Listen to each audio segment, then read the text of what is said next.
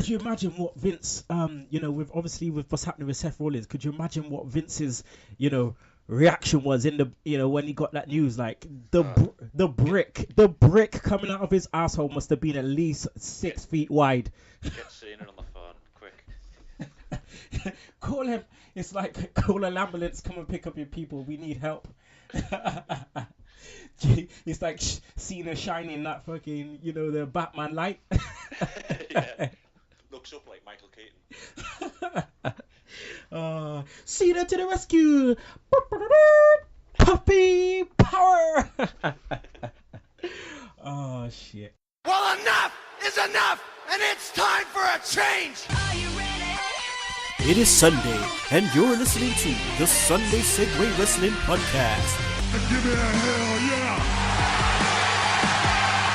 Get some love! Woo, yeah! With Kinny Killa. Hey, yo! We're in the big D tonight, baby! And we are live! Woo!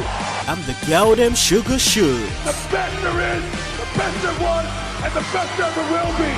Cause that's the bottom line! The Stone Cold Simpson!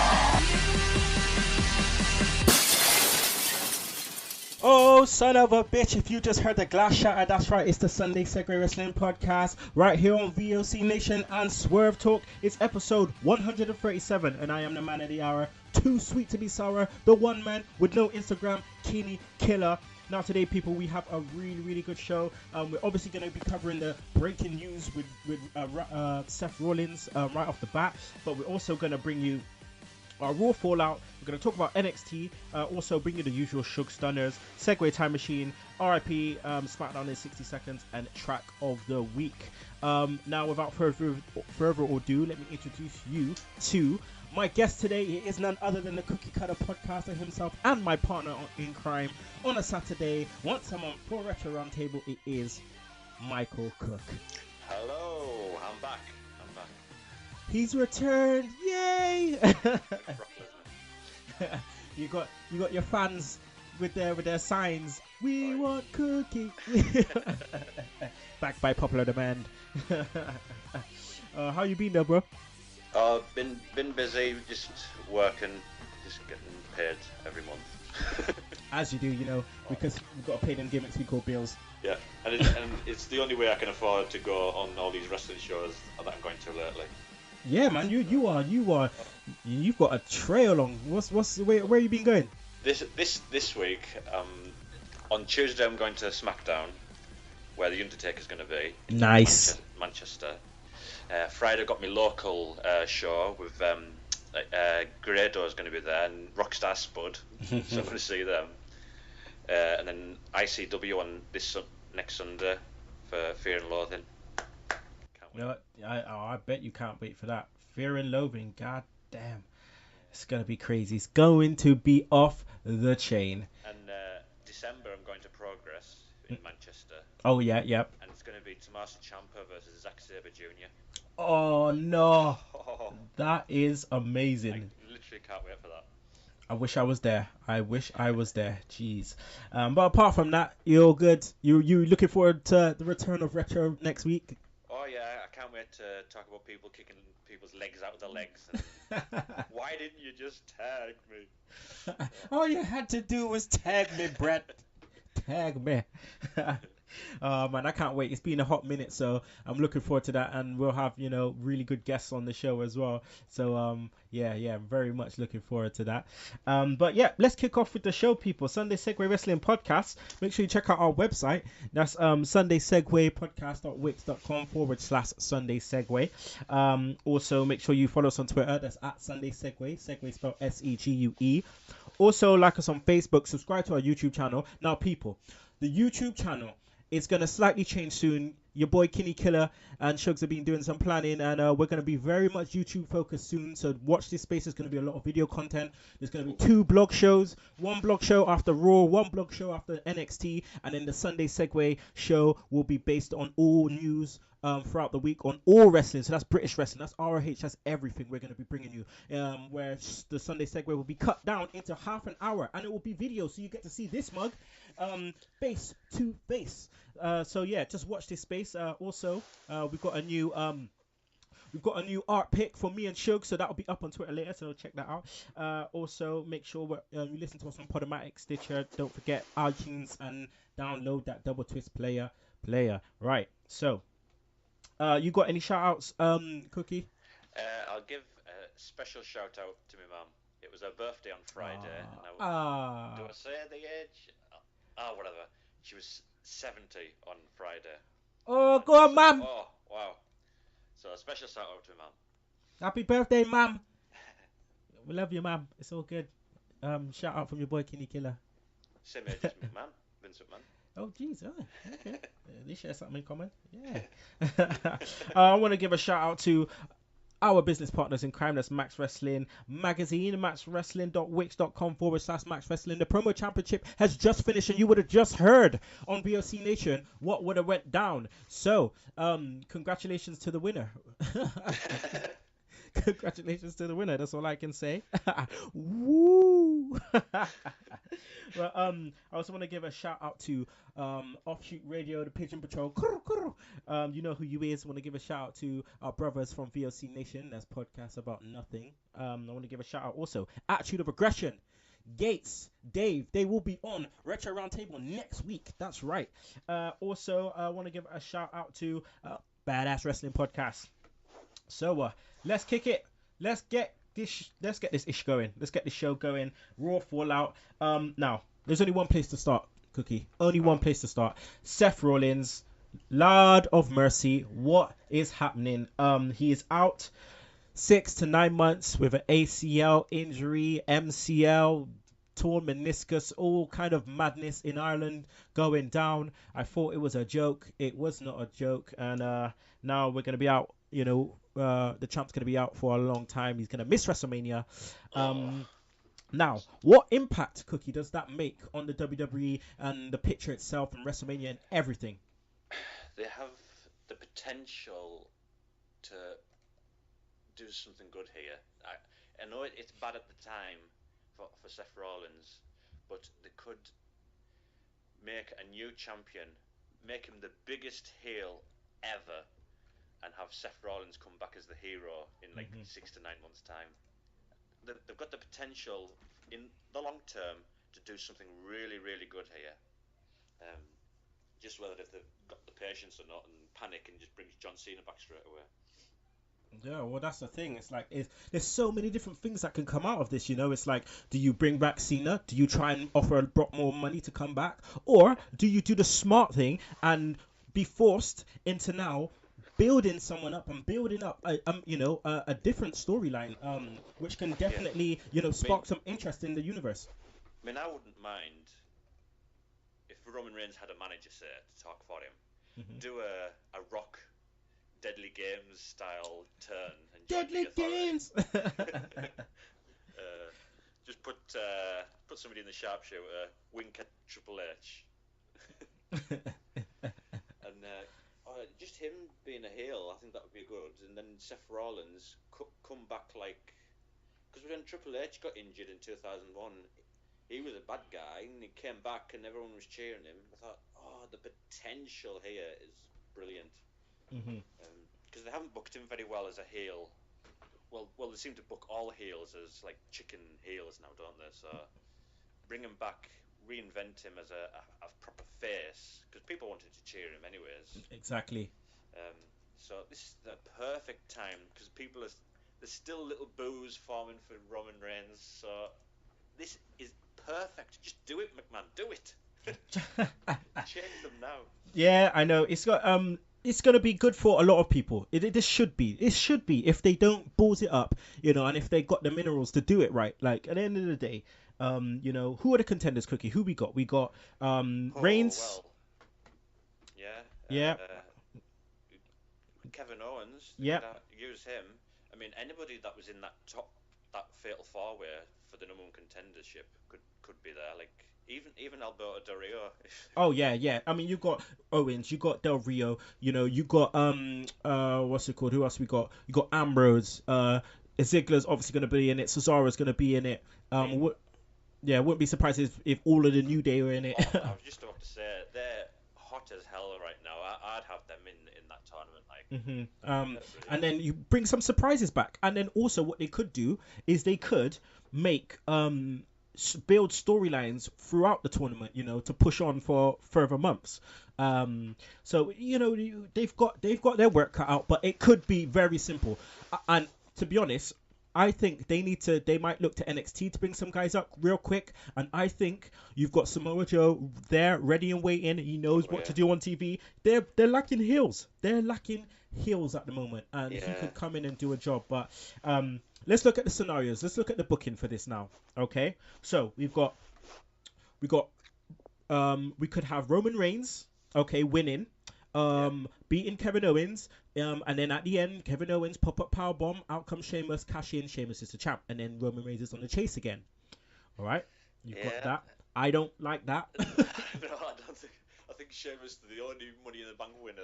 I think Damien Sandow was more popular than Sheamus' Money in the Bank. Exactly. We also got obviously Reigns turn-in, at the end of it, which means it'll be a babyface final, which means he has to turn on someone, someone who's loved, which means he has to turn on Ambrose. Yeah, Dean Ambrose. Or we have Ambrose turning, and then you got Reigns again doing a chase. And if they're going to go for a triple threat shield match for the title at WrestleMania, which would be nuts, that's the first, part to play in it. But then you got the underdogs. Then you got like the Owens. Okay, you got Owens. Again, I think we would absolutely mark out on that. Oh, definitely. I mean, just the way he beat Cena just out of nowhere, just have him winning the title out of nowhere. It's like nobody would expect it from current Vince McMahon thinking. So just do something different, and I'm sure the ratings would go up for that. Like going, oh, somebody different is the champ. Let's go and watch that for a minute. Exactly. Well, it's not going to be long before we find out, how this issue is going to play itself out. So, I mean, Raw's tomorrow. But isn't it good that you can't predict what's going to happen?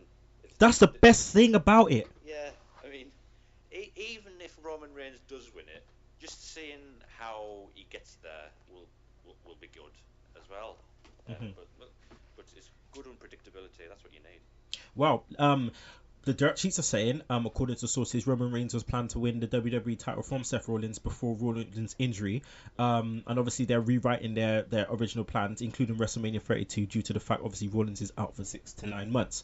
And then they planned on Roman Reigns versus Seth Rollins for Survivor Series and TLC, which is the next pay-per-view. And then it's unknown which pay-per-view Reigns would have won the belt. But Rollins was set to drop it, and then the plan was going into WrestleMania with for Reigns to be the champ. So obviously these plans may change, they might not change, you don't know. But Rollins is back. He's back home now anyway, and he's gone back to Iowa, and surgery's scheduled soon. So we'll just have to wait and see what happens. But could they start something as early as tomorrow night on Raw, or announce, at least give us more information to what's going to happen down the line? Because it's 2 weeks, two weeks till Survivor Series. Yeah, because have they got time to do qualifying matches? I'm not sure. It's we'll have to wait and see for that one. But it's so unpredictable. But I just wonder what the eight will be. Surely it'll be the 4 that was in the Fatal 4-Way, and maybe the people they beat to get there. So. But I just had a bad feeling. You mentioned TLC. Please, whatever, don't have a draw on the Survivor Series final. I'll have a no contest, so you have to go for the ladder match the next pay-per-view. Oh, no. Don't do that. All right, let's go on to other Raw fallouts and see what can happen tomorrow with the Bray Wyatt and Undertaker and Kane storyline. I mean, we had on this past week on Raw, Bray Wyatt coming out saying he's the EE8, Undertaker and Kane's soul, and all this mystic mumbo jumbo voodoo bullshit. Like, Cookie, come on now. They have never presented Bray Wyatt as this fucking mystical guy. Why all of a sudden has this guy got powers and he's fucking why are they doing the lightning shit? Come on, man. Like, and I mean, they haven't even booked him well enough to even be as big as the Undertaker, because he keeps losing every feud. It's like a bloody Batman villain in the 60s. He just loses every week. He's like, you can't. Maybe a year ago that would have worked, but after a year of losing to Cena, losing to Ambrose or whatever, he's losing his credibility as a heel, and now he can use pyro. and kayfabe lightning, yeah. You know. I mean, I don't mind that with the Undertaker, but when he did it, I had to get up and put the kettle on just for embarrassment. I just thought, as soon as I heard the thunder sound, I was like, "What is WCW thunder on? What's happening?" Like this, I just don't get. He's never been portrayed as this mystical guy just because the lights can go out and he can, you know, at the end of a promo it just goes, "Run," and that's it, you know. I just don't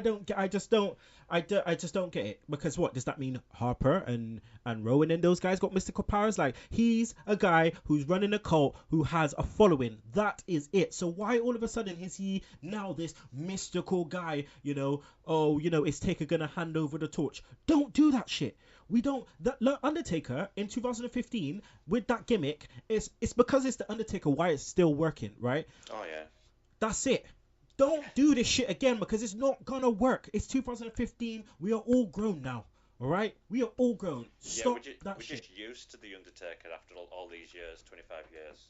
But exactly. having a new Undertaker, it just wouldn't work. As I said, I just walked away with like cringing that the thunder and lightning was starting. I thought, oh, you didn't tell us.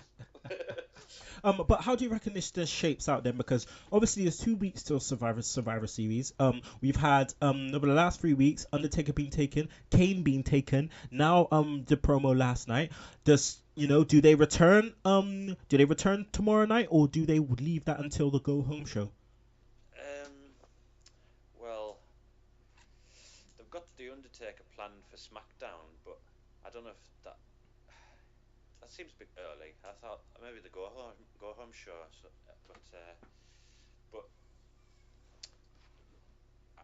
I thought it was going to be like a 4-on-4 Survivor Series match, but this tournament has changed that, I think, and I think it could be what was rumoured, like a 4-on-2 thing, Kane and the Undertaker. I mean, it's squeaky bum time for Vince, so it wouldn't surprise me if he's dialing Sting's number and just saying, "Look, are you good to go? Can we just like insert you in this shit?" Yeah, can you just do the Scorpion Death Drop? Oh, fuck that! Just a death lock, like just Scorpion Death Lock. That's it. You know, maybe one splash in the corner. Don't do any, high risk maneuvers. But we'll soon find out, like you said. But it'll be interesting to see what happens tomorrow night on Raw. Also, the fallout from Raw. We're talking about the Divas. Now we had a Divas 4-way, which was quite good. I thought it was quite good. Brie Bella seemed like the odd one out in a way. She did. But I liked how the crowd sort of woke up for this match. I didn't think it was a very good crowd this week. But if anybody was thinking Sasha was going to win that, what is up with it? Watch every week, Watch every week. You know where the story's going. It's going to be Paige. Yeah, obviously. I mean, Sasha Banks, she hasn't been around for a bit, and now she's back, and they gave her the promo with JoJo and stuff, and I think they're biding their time, but still, man, she is the best performer they have by far, and they just need to build her up, man. They just really need to build her up. But what we got was okay. What I didn't like was the way Becky Lynch is being booked to be some crazy nutter. Oh, she's looking stupid. That promo with back with Renee. With Renee. Well, what? She's making her look like an idiot. That's I just don't get what they are trying to do here. I yeah. How can you call her the last kicker and then you've got her doing this crazy stuff? Like, right. I don't know. You just see, it's just yet again, moving from NXT to Raw, there's clearly somebody else running that. So they're not coming out the same way as they did in NXT. If she's a last kicker, she should be kicking ass. That's what we should be doing. Just beating people up, like, you know. Yeah. Well, yeah. Lukewarm. It's lukewarm. All right. It's yeah. Anywho, so obviously it was number one contender match and Paige won. Okay, so we're gonna have a focus on Charlotte and Paige, which is good. One focus. And with that, I think that now what they should do with the others is focus on breaking up everyone else. That's what they should do. Focus on breaking up everyone else now. After Survivor Series, just focus on the title and just say, look, everyone, they want the title. Every single person wants the title, and we just run for it. Break up this little three groups of three. Because I think Sasha could break off and have a feud with Natalya. Because on SmackDown a couple of weeks ago, she basically admitted that she was the one that attacked Natalya. You know, the thing Paige was getting blamed for. Mm-hmm. She basically beat her down instead. Oh wow! Okay. So it would be good to have feuds, separate feuds, without involving the title. Mm-hmm. They could do that with the tag division as well. Have feuds that aren't revolving around the title. But have a title feud somewhere else as well. Yeah. Just so there's more variety. There's not just everybody in one match. Battle Royal. So also Cesaro. I need to talk about Cesaro because this guy had such a good Raw. I felt. He came out that he was so over, looked good, and he faced off against the Bullbag, the Miz. And it was just nice to see him go over. It was nice to see him do the swings, the fans, the Cesaro section, everything. Something's clicking at the moment. It seems to be, obviously, because the ICW, the IWC and obviously WWE Universe are back in Cesaro. So, what should they do tomorrow on Raw then? Should they maybe continue the way they're going and keep him on a nice little winning streak? Yeah, keep him on that winning streak and have him react more to the Stardust section. Yeah. I'm kind of liking this. I like, the Cosmic Wasteland. Yeah, and Connor's tiny little sign for the Stardust section. I think it's brilliant. Yeah. So I like that. A Stardust Cesaro match. That'd be nice to see. Mm-hmm. I just like the way the gimmick's kind of gone into Stardust and the Ascension and how now they look all similar. Look, it's either a cross between the Warriors or Fist of the North Star. It just looks so good. I'm looking forward to seeing how they do that. Looking forward to the Royal Rumble. I think Cesaro should have a breakout Royal Rumble. Personally. Oh yeah, he's gonna have a Kane type Rumble, isn't he? Where he's gonna be the highlight of that. Mm-hmm. So yeah. Use that to build someone up. Right, Usos returned. They just turned up. One thing that annoys me about this, obviously I'm happy they're back and they're gonna be feuding with the New Day. But the one thing that annoyed me about this was there was no build. It was no mention of Jimmy. It was just nothing. He wasn't here. He didn't exist. It just didn't make any sense. No Rocky IV training montage. Nothing. Yeah, I mean, they could have done so much with Jay, just saying he's coming back soon, and don't you worry, New Day, I'm gonna get those belts and all. Let's carry on, and then show Jimmy getting his training on. But they just had Jay on commentary every now and then. It's he can do singles. It's you don't have to stick him with a tag team all the time.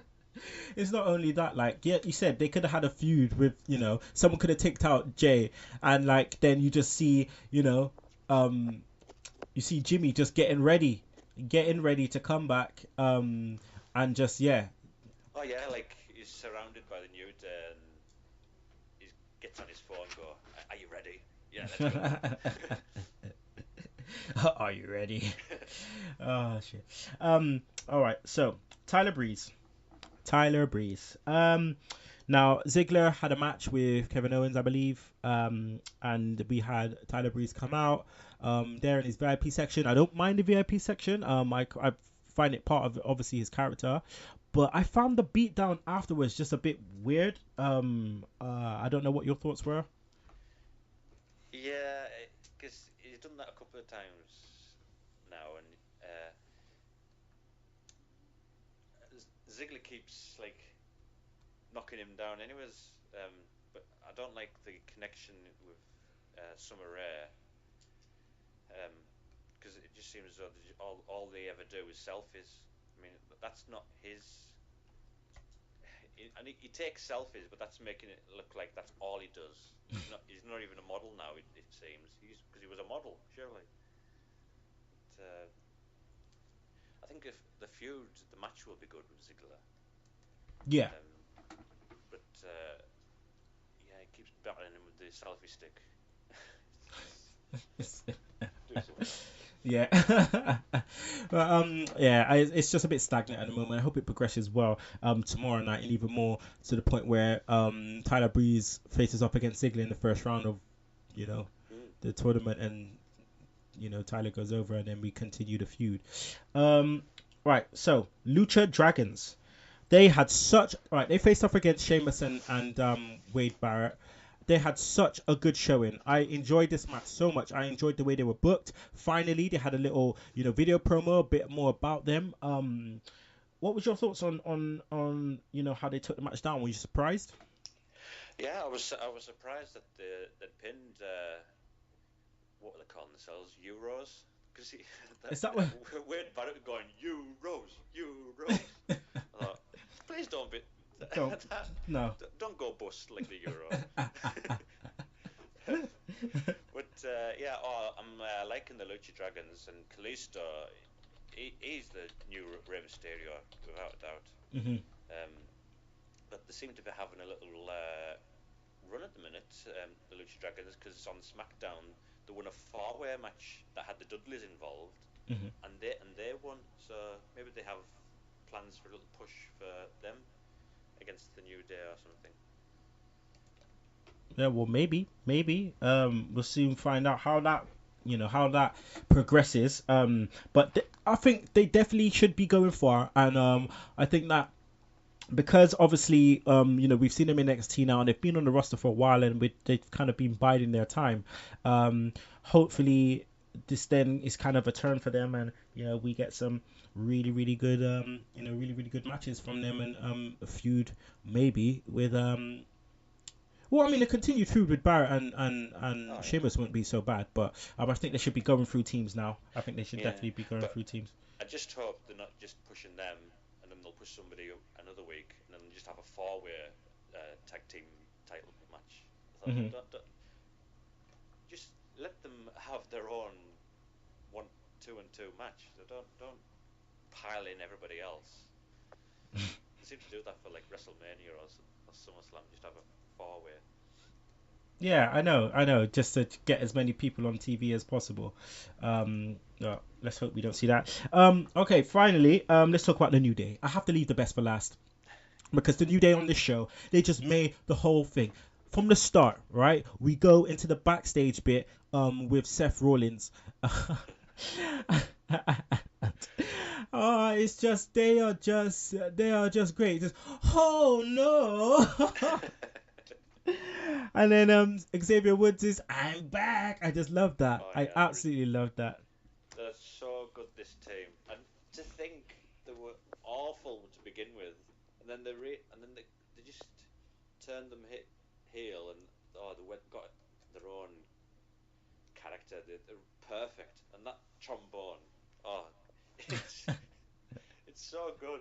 Just the way he plays it during the matches to aggravate everybody. I love it. And then after that, when they come out, They come out and they're just obviously shucking and jiving, and it's just that T-shirt. I think I have to get the T-shirt. You know, my missus, who absolutely, she doesn't like wrestling, all right, but she saw this T-shirt and she said, you know what, I actually like this unicorn T-shirt, right? So that says something, you know what I mean? Like that says something. They come out. And everyone's saying New Day rocks, but I love the way they play it down, and they're like, you know, we're gonna talk anyway, so just. Brilliant. And what about when everyone on their team, the music were playing and they were just dancing? Oh, Seth Rollins music, that is brilliant. There has to be a gif of that somewhere where it just Big E just doing the air drums. There is a gif. There is a gif. I'll retweet it. Oh, I'll put you in the yeah. I'll do something. I'll forward it to you or something. But oh yeah, it's hilarious. I'll share you in the tweet. All right. That's the end of Raw and the fallout of Raw. We're gonna go to a bit of a break right now. But then we'll be back with NXT. So don't you miss it. Live from the In the Room studios located in the Net Carrier Enclave. This is the VOC Nation Radio Network. Hey everyone, it is your favorite knockout, Mickie James, and you're listening to the VOC Nation. Hey there, hi there, ho there. Thanks for coming on down. It's Save Wrestling, the podcast, and the business-making town.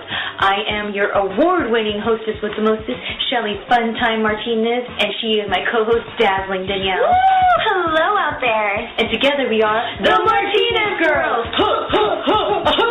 You finally did it. And you can join us here Monday, 6 p.m. Eastern on the VOC Nation as we save wrestling together, Danielle. Fighting crime. Woo! And we're back, people. The Sunday Segue Wrestling Podcast. It's your boy, Kinny Killa. Episode 137 right here on VOC Nation and Swerve Talk. My guest is obviously the Cookie Cutter Podcaster himself, Michael Cook. So, right about now, we're going to talk about NXT. And the fallout of NXT and what's happened this week. Cookie, have you watched NXT? I did, yes. Great. So, right, we start with Asuka versus, of all people, Cookie, Cameron. I forgot she was still around. I was like, who is this? Like, what's going on? What song is this? Like, who is this? Yeah, Cameron. Oh dear. It was me, Asuka, all along. Oh god. But yeah. She took the bumps well, didn't she? Yeah. God, she was thrown all over the place, wasn't she? She was getting thrown everywhere. She was getting kicked up. Everything was going mental, and I couldn't believe what I was seeing.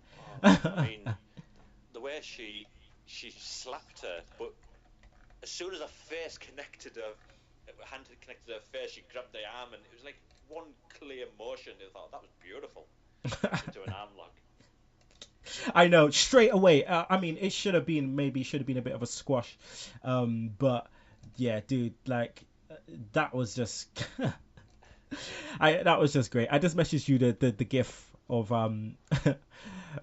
Big E, but yeah, Asuka, she just took control straight away. Obviously, she's at a different level, mate.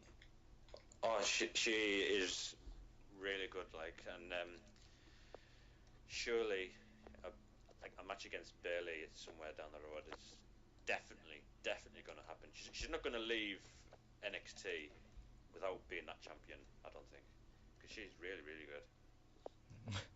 Oh man, it's just about it's gonna go down, and it's gonna go down so nicely as well. Like, oh man, yeah, I just cannot wait. I just cannot wait, man. But yeah, she took a beating. Asuka got kicked. Asuka won. Asuka lock. Sorry about your damn luck. That's gone. Then we had Bull Dempsey versus Angelo Dawkins. Now, normally when this kind of shit happens, I just turn the shit off. But you have to watch it to see what develops. Now, how are they doing this bullshit thing when fucking Bull Dempsey has not lost any weight? Yeah, he'll have to wear some sort of girdle or something.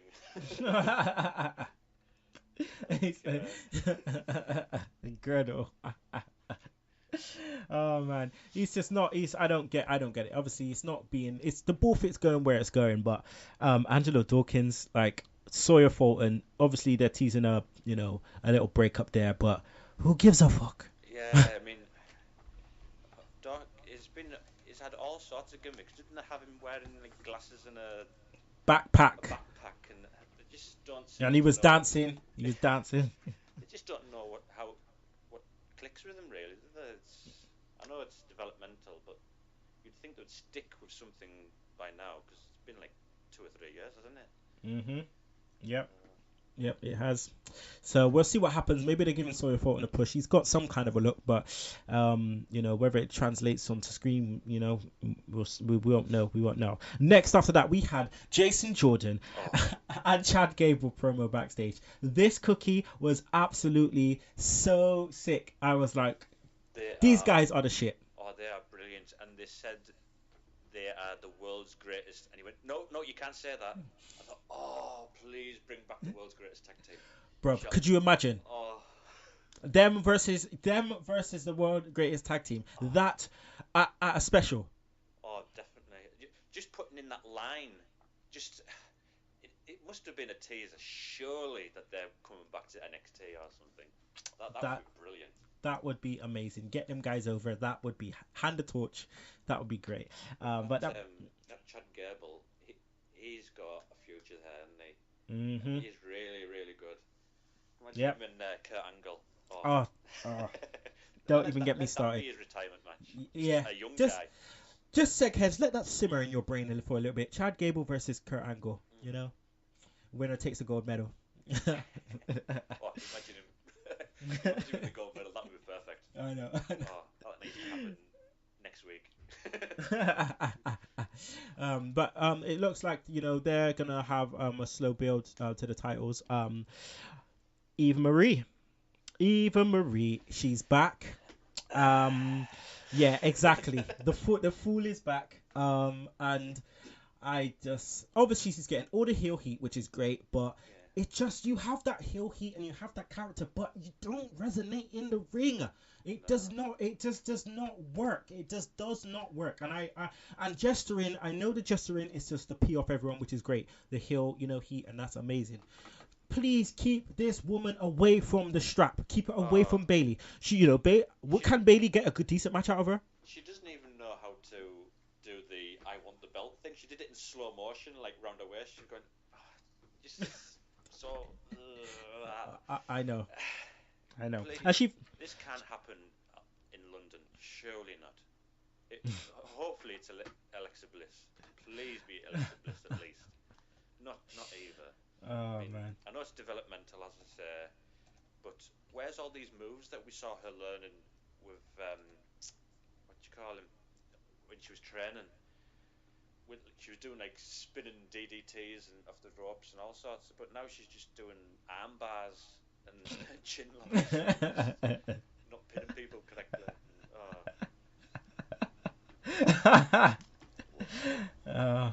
I know. I don't get it either, mate, because as far as I'm concerned, she is not packing. Like, you've got girls like Peyton Royce and fucking Billy Kay that can go in the ring, right? And then you got this Canuck fucking showing up airtime. Like, I just don't get it. I really don't. I don't get it. I don't understand.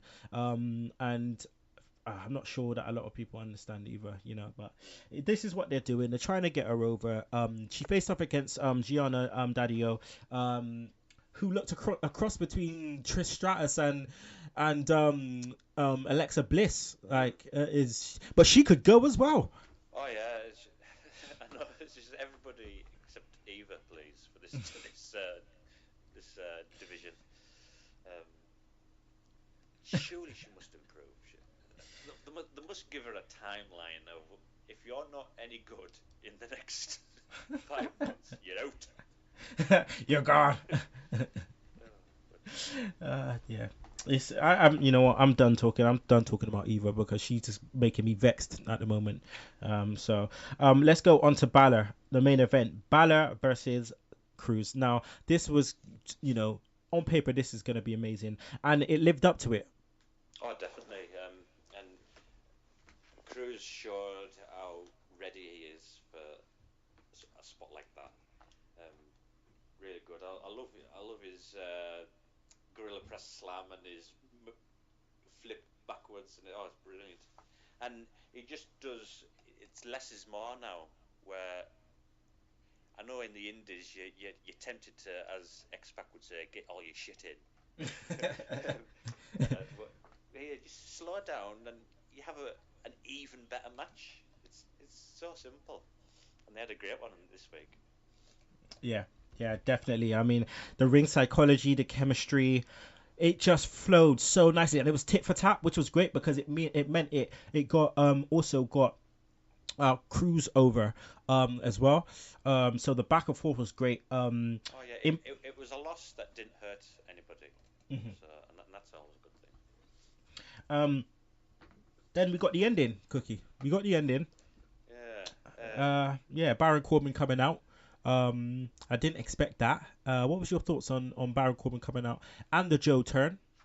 Yeah, but Baron Corbin, I was like, all right, well, let's see how this goes. Like a feud with Cruz for London, that might be okay. Yeah, yeah. I mean, he has improved as he, the better the opposition he has, the more he's improved. Yeah, and I think all these this breaking ground show, you get more of who he is in real life as well, his attitude. So I think these are a good thing for people like him. And the Samoa Joe thing, that's one of those where you could see it coming a mile off, sort of thing. But good because it needed to happen. Because I think I prefer Joe as a heel.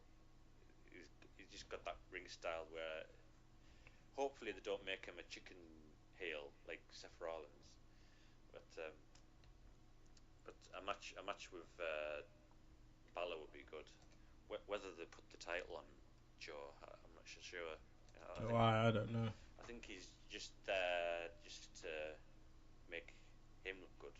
The NXT stars, I think, at the minute. Yeah, definitely. But I mean, we'll see. Well, obviously, we know that now that's gonna be the feud.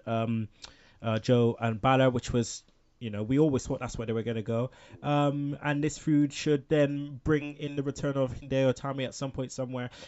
It's looking good at the moment, especially with Balor and Cruz and the way they faced off, and we now know that Cruz is gonna be a star. And that now Joe, we're gonna see more of Joe now. We're gonna see proper Joe, because I don't think Joe in his babyface role in NXT has been that much of a success. So now we should see something, and the promo should be great. So next week we'll have Dash and Dawson versus the Vaudevillains for the titles. I don't know if you've seen the spoilers. I've seen the spoilers. I haven't seen them. No. But what do you reckon should happen? I'd change the title to Dash and what's the team name again? Dawkins. Yeah, no, Dash and Dawson. Dash and Dawson. Oh, there's so many similar names. Yeah, put the title on those, then they could have a little run with that, and then have Kaz and Enzo Amore come back, because they broke, I think it was Enzo or Kaz's leg. Yeah. So that'd be a good feud going into a future special. I'm looking forward to next week, man. Just to see what happens with Dash and Dawson. Because they've been built up so good. They've been built up really, really well, I think. So I've been happy with the way they've been built up, and they've got matching jackets as well, so it's always good. Brainbusters 2.0. I'm just seeing some pictures right now of Billie Kay with a new look, and Sylvester Lefort as her manager. Yeah. I haven't seen him for a while. And that works. That could work. Billie Kay with a manager like Sylvester Lefort, that could work quite well. So I can see it here on a live event, her facing off against Gianna Daddio. So they've obviously got more plans for her then, and not just jobbing to Oh no, I mean look at Nia Jackson. All that. Bailey used to job, Sasha Banks used to job. They've all been through it, so they've got to go through the rites of passage. All right, what we're gonna do? We're gonna go to a break, and then we'll be back for the final part of the Sunday Segue Wrestling Podcast, where we'll have Shug Stunners, Segway Time Machine, RIP SmackDown in 60 Seconds, where we'll be talking briefly about WWE Breaking Ground, and then Track of the Week. So don't you miss it. Hey, it's me, the mouth of the South, Jimmy Hart. Net Carrier has many great products and services to increase your bottom line. Be sure to ask your Net Carrier representative about our hosted PBX. Call Net Carrier today for a free analysis of your phone bills. 877-255-7733. That's right, 877-255-7733. Call now. And we're back, people. The Sunday Segway Wrestling Podcast. Last part 3. With me and Cookie. Now it's time for Shug's Stunners. Right, so Jobber of the Week. The ball bag. Yeah, and he deserves it as well. Mm-hmm. He's just a waste of time. Yep. Move of the week. What should we give move of the week? So we either have Bray Wyatt with the Thunder. We have what else do we have? We have I think we have so we have the Lucha Dragons Solita del Sol finisher. We also have Roman Reigns. Actually, no, he didn't. He did multiple spears, but let's look on NXT. We had Asuka Lock. Oh, well, probably that.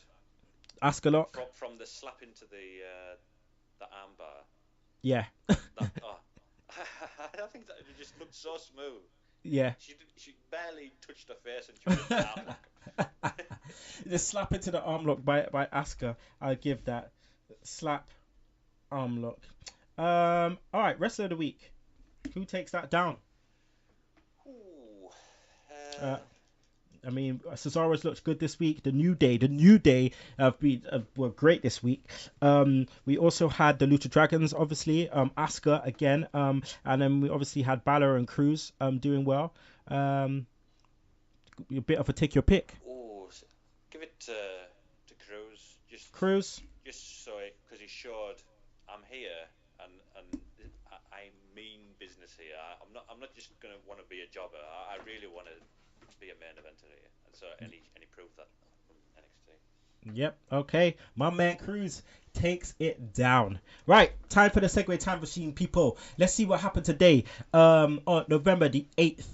Let's see what happened today in wrestling. So, 1980, we had Rick Martel and Tony Greer winning the WWF Tag Team Championship. We also had Scott Hall winning the United States Championship in 99. We had the New Age Outlaws winning the WWF Tag Titles in 99 also. Was that against Al Snow and Mankind? It may be. I think it was on Raw, but we'll get to that in a minute. Let's see. Let's see what happened on the Monday Night Wars in 1999. We had Raw, episode 337, and the rating was 5.4. Hello 1999. And on this we had it was the New Age Outlaws defeating Mankind and El Snow for the tag titles. We also had the Godfather defeating Val Venus by count out. We had Edge and Christian, Mosh and Thrasher defeating the British Bulldog, Joey Abs, Rodney and Pete Gas. We had The Rock defeating X-Pac. We had the Big Boss Man defeating Kane. We had the Holy Cousins defeating Too Cool. That's Grandmaster Sexay and Scotty Too Hotty. And then in the main event, we had the WWF title match between Triple H and Test, which Triple H won via countout. So that was that. And then on the flip side, on Nitro did a 3.3. Oh, slow decline. Yeah, well, it was better than Raw is today. And on this, it was still the WCW World Heavyweight Title Tournament, but this time it was round 2. Billy Kidman defeated Norman Smiley in a 2-minute hardcore match. Chris Benoit defeated Medusa by DQ in 2 minutes. Rick Steiner defeated, it was the World Television Title match. He beat Disco Inferno to retain the title in another 1.5 minute match. Bill Goldberg defeated Sting in a 2-minute match. Yeah. So many matches. I know. We had Buff Bagwell in the round 2 match defeating Vampiro in 1 minute and 22 seconds. We had Bret Hart defeating Perry Saturn in a decent 5-minute match. We had a 3-on-2 handicap street fight match. Harlem Heat, Stevie Ray and Booker T defeating the Powers That Be, which is Gerald, Jeff Jarrett and Pat. I don't know who the hell that is. They defeated them by a no contest. The Revolution, which is Asia and Di Malenko, defeat the Filthy Animals in a 2-minute match. Lex Luger versus Sid Vicious went to a no contest. We had Brian Knobbs defeating Bam Bam Bigelow by count out in a hardcore match. We also had another round 2 match. We had Scott Hall defeating Lash LaRue in 6 minutes. How can Scott Hall and Lash LaRue go 6 minutes, but bloody Goldberg and Sting go 2 minutes? I can't get into the mind of WCW back in '99. We had the chosen one, Jeff Jarrett defeating Kurt Hennig by count out in a 5-minute match in round 2. And then we had a 4-way ladder match with special referee Kevin Nash for the United States title, where Scott Hall beat Goldberg, Bret Hart and Sid Vicious for the title in a 5-minute match. No wonder 3.3 bloody rating. Jeez, so much was happening. And they were 3 hours then. I think they were increased to 3 hours, and it just shows it doesn't work. Yep. So I want to say a happy birthday to none other than Ted DiBiase Jr. That's right. I give a shout out to him. But I also want to give a happy birthday to the man, to the IWGP World Champion. That's right, heavyweight champion, Kazuchika Okada. There you go. Happy birthday, my friend. Right. So that's the end of that. Now, RIP SmackDown in 60 seconds. We're going to just talk about Breaking Ground. Have you been watching Breaking Ground, Cookie? I've seen the first episode and what happened, and a little clip from the second one, which was surprising. Devin Taylor. Well, mate, you need to see the second one. But Breaking Ground, I've enjoyed it. I really look forward to watching it every week, and it's a slightly different take on the way WWE programming, kind of, how they program their shows. And what do you think of William Shatner being the narrator? Yeah, why not have a Morgan Freeman type voice and have William Shatner on? So, and he's been on WWE before with his shenanigans with Bret Hart and Jerry Lawler. The best was him reading out the theme songs, the WWE theme songs. Oh man! But what do you think about the way that they're highlighting several NXT superstars and other superstars that we never knew about, like this Tino guy, and there's more people as well on the second show. Like they speak with Rich Swann, Biff Music, and they also do the tryouts where we see a lot of the Tough Enough contestants. It's a lot heavily looked on ZZ with this episode, and then we get to see a lot of Robbie Brookside as well, which made me very, very happy.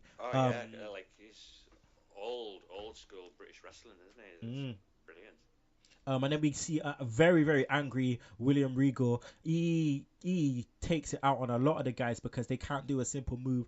I'm talking about literally it was squeaky ass time for a lot of them, because if you make Regal angry, you ain't gonna make it in NXT. So the tryout days were really, really good. So I think that the coverage of what they give us is very, very good, and it's done really well. I guess it shows that they're not just playing about here; they're actually trying to make stars. And if you haven't got it, it's just like trials, isn't it? You gotta go home. Yeah, and it gives a really good ESPN special feel, like it's just different to normal WWE programming. Yeah, all right. So Breaking Ground, I suggest, Segez, you definitely go and see that. Are you up to date with Table for Three? Yeah, I saw the Samoa Joe, Neville, and Bo Dallas one. That's really funny. That one. You got to see that. Yeah, Neville. Talking about Neville with his apple, and spitting it everywhere. He didn't even eat like his food, like it's a waste of food. But there's a new one. It's called Divas Generation, with Charlotte, Natalia, and Tamina Snuka. Obviously, they're second, third generation superstars. So that one was a decent one as well. So what do you think about the Table of Three concept? I think it's a good idea. It's like just a podcast, but just talking as friends, basically. The WCW one with Sting, I thought it was too short. Like, there's things that must have been edited out. Just to condense it down. I bet that was gold, and it should be an episode 2 of that. Oh yeah, definitely should have part 2, because I mean the one with the Diva Generation, it was short. Where they do they bring up the Table for Free sign again and they go to a next bit. There was none of that on this one. It was like a straight through run, like because I don't think they had that much to talk about, but it was about 20 minutes. So but it was a good show, and I like Table for Three. They get people, it's breaking kayfabe. They get people together that you wouldn't normally have together, heels and bases, and talking about them traveling on the road together and stuff. And I mean Natalia's calling Charlotte Ashley, so Tamina's a mum. Like, she was a mum before she got into wrestling. Like, all that kind of stuff, like, it's deep. You find out so much things you never even knew of. Imagine if they did. I know it would never happen. Vince McMahon, Bischoff, and Heyman. Oh man, that would have to be on a separate pay-per-view. I'd pay £20 for that. Like, that would be brilliant. That would be nuts, man. That would be amazing. Put me out of business. We won in the end. All right, well, that's the end of the show, people. That is the end of the show. It's been great to have Cookie back. Cookie, let the people know where they can find you on the Twitter, my friend. You can find me at the Cook, and if there's any New Japan fans out there, you have got to watch Honma versus Ishii from Power Struggle. It is, mate, I am so far behind, like, on pay-per-views. I need to catch up. I'm 4 pay-per-views behind, bro. I've never shouted out in a match with excitement before for a long time. It was really, really good. So I think I might have to bypass all the other pay-per-views, and just start again from fresh from this one. Yeah, I think, just Power Struggle, I think, is a really good show. I really recommend that. Like. Oh, you heard it first from the Cookie Cutter podcast himself. So thank you, Cookie, for coming on. We're going to be throwing bows next week again. That's right, it's a Retro Round Table next week. It's episode 14? 14 or 15? Yep. One of them. But it's going to be Royal Rumble 94. I love this pay-per-view. Who won the Royal Rumble? Yeah, who? Indeed. What happened to The Undertaker? So much stuff happened, man. So I'm looking forward to that. We will be joined by special guests from the Attitude of Aggression podcast, Gates and Dave from stateside. So that's going to be amazing. Also, Sunday Segue, we're back next week. We will have some more special guests next week. And the track of the week will be Jack Swagger's theme song, the newest theme song, The Patriot. And if you don't like that, you can choke on that slap nut. Woo! I have to give you a special sting. Woo!